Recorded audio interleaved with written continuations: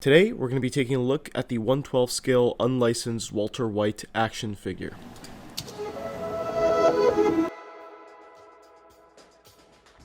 Alright, here we go. Walter Hardwell White. I actually purchased this figure on 16kits.com. The link will be in the description if you want to go take a look at the website. I don't believe they have this figure on order anymore, but they do have other 1/12 scale figures and 1/6 scale figures if you're interested in that. Before I get into the figure itself, we're actually going to take a look at the box real quick. I found this really interesting. This figure comes in almost like an iPhone case, which is really odd. Once you open it up, you could see the figure in there, and you could take out the foam and the figure to reveal all his accessories in the back. It's very compact, very good for storage if you're planning on ever storing this figure. This is my first fully soft goods figure in the 1/12 scale. Gotta say, I really like the way this thing looks. Doesn't pose very well. There's a lot of issues I have with the articulation, but the soft goods look pretty good for what they are, and the head sculpt really makes this figure what it is. Taking a very close look at the head sculpt, you could see that that looks pretty much exactly like Bryan Cranston. It has like Hot Toys level detail.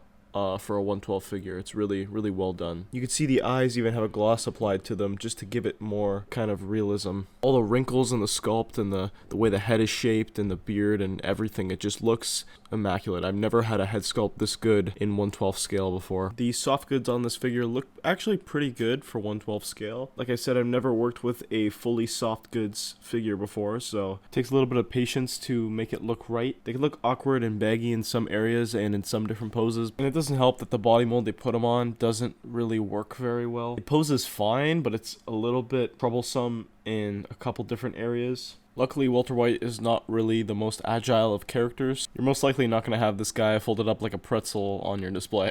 With that being said, the actual deco of this figure is very nice. There's a lot of detail in the sculpted parts of this figure. The shoes are very well sculpted. There's a lot of texture and detail in them, even on the soles of the feet. Unfortunately, they barely move up or down, and there's no real ankle pivot. When I first took out the figure, the wrist pegs kind of scared me a bit because they're really stiff and hard to take off. However, there's been no stressing of the plastic or any signs of breakage. But I do gotta say, the left wrist peg on my figure is very loose for some reason. One cool thing about the soft goods is that you could take off Walter's jacket and have him wear just the iconic green button up from the show. Obviously the figure looks really cool like this as well. The thing I noticed is that the shoulders on this figure could look kind of awkward in some poses. It's definitely due to the weird sculpt underneath it. One thing that's kind of troublesome is that the head and neck are actually one piece. There's no separate joint for the neck and head to move freely, so it's really hard to get that head moving up or down or left or right. This is probably one of the most frustrating parts about this figure for me. Head and neck articulation is very important for subtle poses. Walter comes with a decent amount of accessories. First up being his regular glasses, which look really cool on the actual figure. I personally love the way the glasses fit on this figure, and of course the iconic shades in the top hat looks really good on this figure as well. The figure also comes with this tiny plastic case. This is for you to store the tiny glasses and shades in. They are really small and you could easily lose these, so I definitely recommend using this. In addition to the glasses and shades, he also comes with a bag from the show, 3 stacks of cash, and 3 bags of his quote-unquote blue ingredient.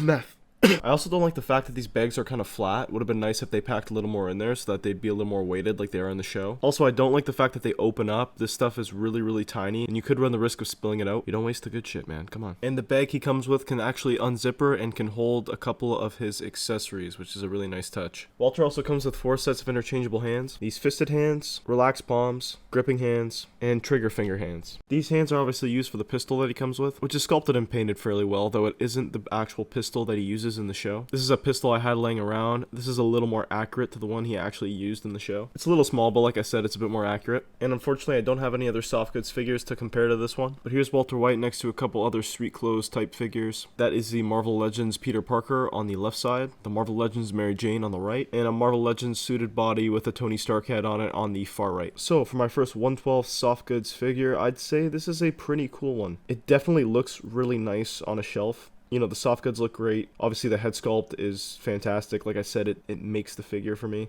And the accessories are really cool too. But I gotta say, the articulation on this mold isn't great. Now, I know it's just a basic male body type mold underneath here, but regardless of that, the articulation is still lacking. Would have been nice to at least get that head and neck to move separately, just to get more range of motion in the head. But other than that, I still had a lot of fun posing this figure around. I'd definitely be in the market to purchase another 1/12 scale soft goods figure in the future. But it would definitely have to be characters that I know aren't very agile, as soft goods for me just don't lend to great posing. But that's going to be it for this review. Thank you all so much for watching. It's my first time reviewing something that isn't a Mafex or Marvel product, so it'd be nice for you to give me your feedback in the comments below. And until next time, take care.